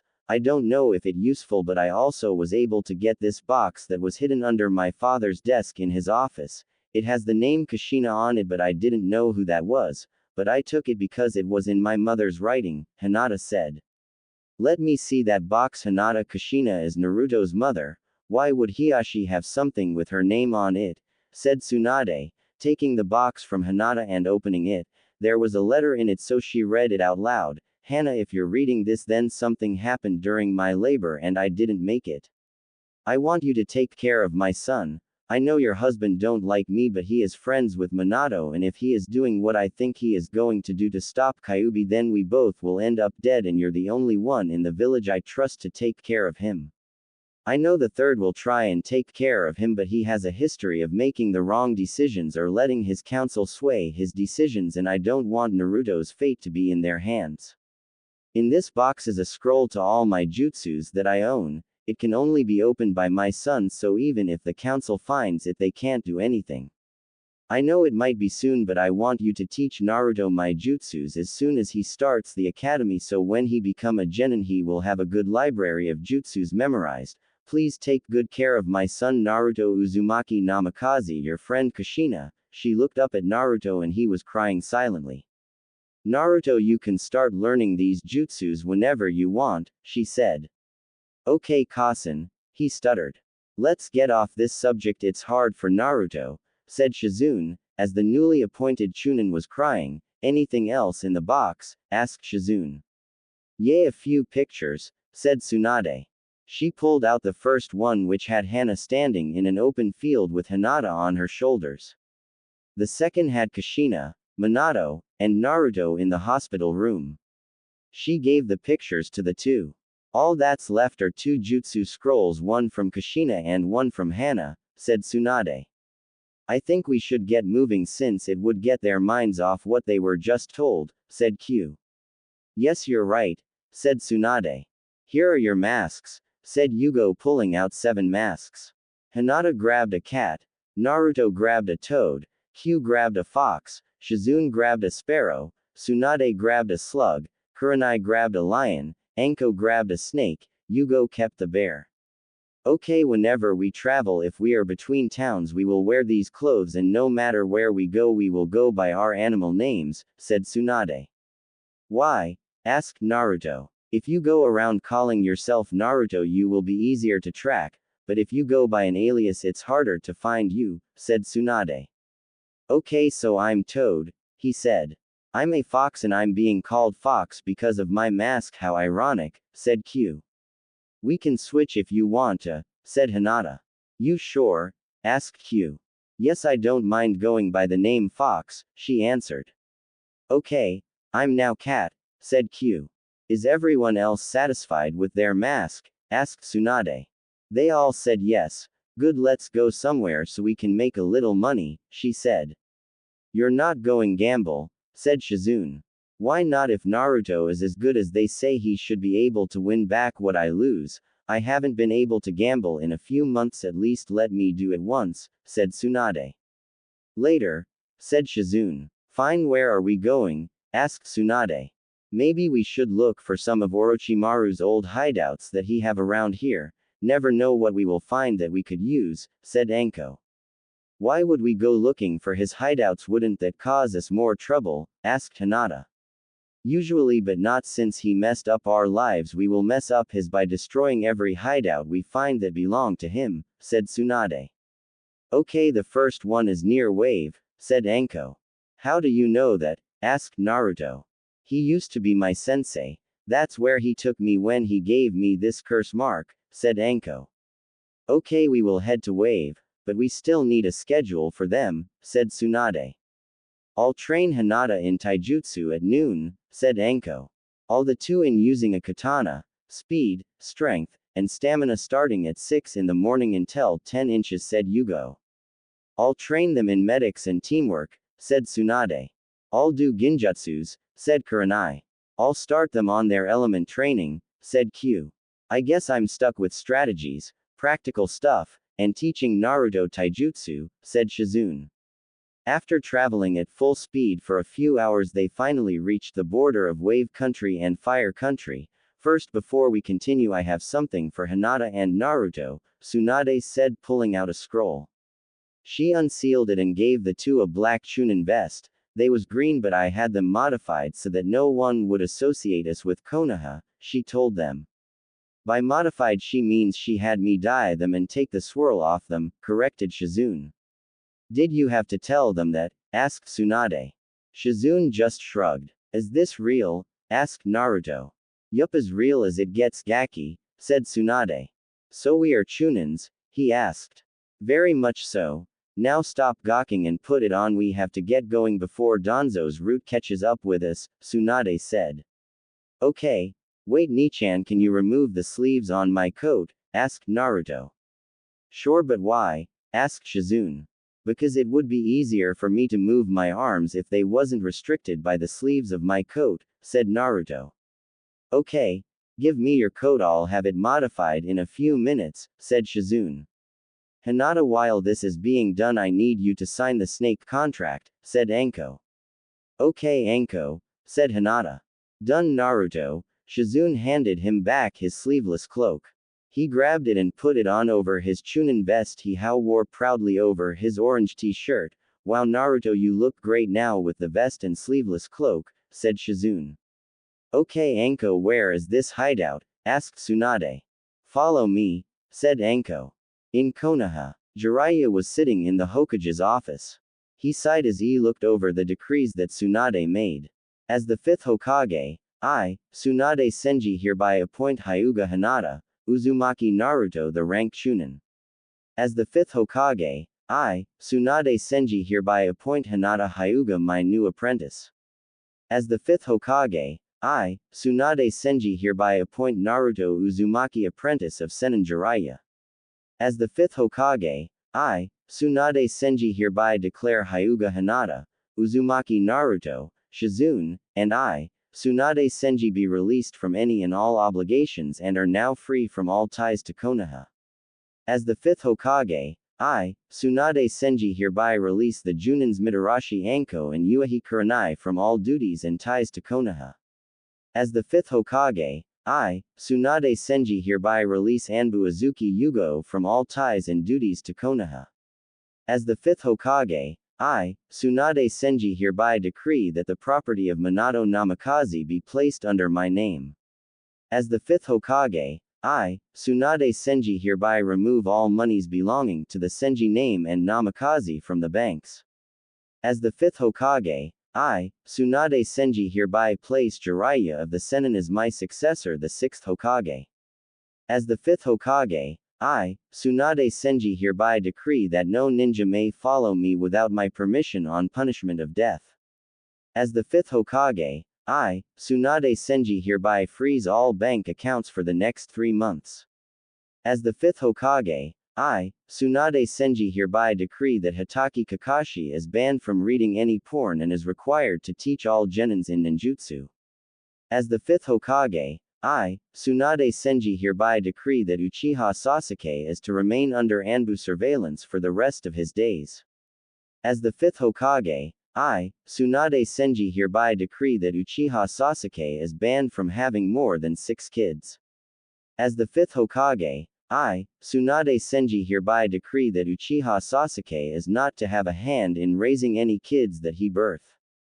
As the 5th Hokage, I, Tsunade Senji hereby decree that the caged bird seal is banned for use on any persons and any person who have it will the option to have it removed. As the 5th Hokage, I, Tsunade Senji hereby decree that Haruno Sakura be sent to a Yamanaka for mental examination. As the 5th Hokage, I, Tsunade Senji hereby decree that Haruno Sakura be held in Anbu prison for 2 months for assault on ninja of the leaf. As the 5th Hokage, I, Tsunade Senji hereby decree that all A and S rank missions be suspended for the next 6 months. He sighed. This is going to be a headache but fun, he thought. There was a knock on the door. Come in, he said. Ino walked into the office. How can I help you, Ino? He asked. I was given this order by Tsunade to have the doctors at the hospital teach me medics, but so far everyone has refused to teach me, she said. I see, let's go to the hospital then, he said. They walked into the hospital. Hello, who is the doctor in charge here today? Asked Jiraiya. Well, I am, sir, said a doctor walking up to them. Well, why has no doctors started to train Ino in medics? Asked Jiraiya. Because the 3rd made it so we don't have to if we don't want to, said the doctor. Do you like your job? Asked Jiraiya. The doctor nodded. Well, get to training Ino or you will not only lose it but I will put you up on charges of treason, said Jiraiya. Right, come on Ms. Yamanaka, do you have good chakra control? Asked the doctor. Thank you Jiraiya. Yes, I have great control. The 2nd largest chakra reserve of all the Genin Kunoichis to only Hinata, she said proudly. Great, said the doctor. Jiraiya sighed. I'm going to have to watch to make sure she is being taught right, he thought. Then he made a clone and sent it to spy on their training to make sure she was being taught right. Sakura was sitting in the room with Sasuke thinking over everything that happened. She was told she would be able to marry Sasuke if she wanted, and have his children. She thought this was the greatest thing to happen to her since she became a genin. She started to get hungry and got up and left. She saw Ino walking with a doctor and ran to join her. Hey Ino, hold up, she called out. Hi Sakura, said Ino. I was wondering if you were going to marry Sasuke, said Sakura. No, I don't want to. I used to like him just as you did, but after recent events showed me his true colors, I don't want anything to do with him, said Ino. But you always wanted to be with him, said Sakura. I know Sakura, but people change. I saw what his actions caused my friends, our friends, and I decided I can't be with someone who would cause so many to be injured just for personal revenge, said Ino. I see. I confused. I don't know what to do. I might have ruined my friendship with the one person besides you who actually was nice to me, all because of I like Sasuke, said Sakura. I heard about what happened with you and Naruto, and I must say I am disappointed, but I think if you try hard enough he will forgive you and become your friend again, but only if you step up and admit to everyone that you was wrong, said Ino. Thank you Ino, you always knew how to make me feel better, said Sakura. What kind of best friend would I be if I couldn't make my best friend feel better? Do you want my opinion on what you should do? Asked Ino. Yes, said Sakura. Go find Jiraiya and apologize to him for how you treated Naruto and do everything you can to let him know you're trying your best to change yourself for the better and he might find someone to train you, said Ino. Thanks, I'll do that now. I'll come by your shop later and tell you how it went, said Sakura. Okay, bye, I have to get going, I have training, said Ino as she ran to catch up with the doctor. Sakura ran out the hospital to find Jiraiya. She looked everywhere. He wasn't even in the Hokage tower where he was supposed to be. She gave up and started to walk home. As she passed the bathhouse she heard a giggle. She went to check it out and saw Jiraiya peeping in on the bathhouse. Excuse me, you shouldn't be doing that, she said. Jiraiya looked over at her. What do you want, Haruno? He asked. I want to talk to you about how I treated Naruto, she said. Why should I listen to anything you have to say? He asked. Because if you at least listen to what I have to say, I won't yell out so everyone in the bathhouse knows you're peeping on them, said Sakura. Fine, but if I listen to you, it better be good, he said. Agreed, said Sakura. Okay, begin, said Jiraiya. I'm sorry for how I treated Naruto and I want to at least get the chance to make up for my mistakes. I was influenced by how I felt about Sasuke, and when he was in the hospital I didn't stop to think everything through. I just acted and it was stupid, I know, but if given the chance I will do everything in my power to make up for it. Naruto is the only person besides Ino who is my age and treats me fairly, and I took it for granted, and now I have completely lost the friendship I had with him. I at least want him to know I'm trying to change myself for the better, and maybe one day I can do something to make his life a little easier, she said. Well, if you let me take a picture of you I'll set you on the right track to being forgiven, said Jiraiya. Sakura's eyes widened and she covered herself with her arms. There has to be another way, she said, shaking her head. It was worth a try. I'll think of something. Tomorrow go to your regular training area at 10 in the morning and I'll send you a sensei to train you, said Jiraiya. Thank you Jiraiya, she said. Just get going, I have work to do, said Jiraiya. Then he went back to peeping. Sakura left Jiraiya with high hopes of redeeming herself. She already apologized to Ino, and Jiraiya. Next she had to find Choji, Shikamaru, Kiba, Shino, and Lee. They would be the easy ones. The one she wasn't looking for talking to was Tenten, who developed an older sister bond with Naruto. She also figured she should at least try and be friends with Neji since he was Hinata's cousin and he would need his help to convince Hinata that she was a changed person. Sakura was walking and ran into the one person she didn't want to, Tenten. Tenten looked at Sakura as if she was deciding to kill her slow or quick. Sakura gulped and slowly put some space between the two. She knew if Tenten decided to fight her it would be nothing she could do to defend herself, so she was preparing herself to run. Tenten, before you decide to kill me at least hear me out, Sakura stuttered badly. Tenten did a Neji-like smirk and looked at her. Why should I after what you did to my brother, she asked. I know I was a bad friend and teammate, but after having the chance to think about my actions, I realized how terrible I was to him and I want to change, she said. So just like that, you think you can up and change? Asked Tenten. Well, I know it won't be easy, but I will try my hardest, said Sakura. So you want to make friends with me, is that right? Asked Tenten. Yes, Sakura said. And what of the damn traitor Uchiha? Asked Tenten. He is not a traitor, he was being controlled by that seal, said Sakura. Sakura, until you forget about that Uchiha, we will never be friends and you will always be my enemy as long as you try to protect him. So until the time you realize that the damn spoiled bastard truly is, don't cross me or you might end up in the hospital, said Tenten. But she was cut off. Change as much as you want, but until you let go of this silly fangirl ways you have for him, you will still be the same Sakura, not only to me but to Hinata and Naruto, and no matter how much you change, if that's all we see is your crush on the Uchiha, then it won't matter, said Tenten.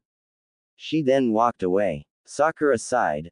I knew it would be hard, but I didn't think she would be this hard to become friends with, she said to herself. Sakura. She turned around and saw Guy, Lee and Neji standing there looking at her. Yes, she said. I know you're trying to change and it's hard after so long of believing one thing, but you should really consider what Tenten said, because Naruto holds her opinion on a higher level than any other genin he knows, and if she doesn't like you, then the chances of either Hinata or Naruto liking you is small. Of course you won't get over the Uchiha right away, and Tenten knows that she is giving you a chance to make up for your comment you just made. And trust me, when Tenten doesn't cut you for something you say, then you are on a really short string, and if you do the wrong thing, chances of changing her mind is lost, said Neji. I don't know Naruto as well as you, but I know he is forgiving, but if Hinata and Tenten don't forgive you, then he probably won't, said Guy. Come on Sakura, you should spend your time training to clear your head, then come back to this subject when your mind is clear and make a decision, said Lee.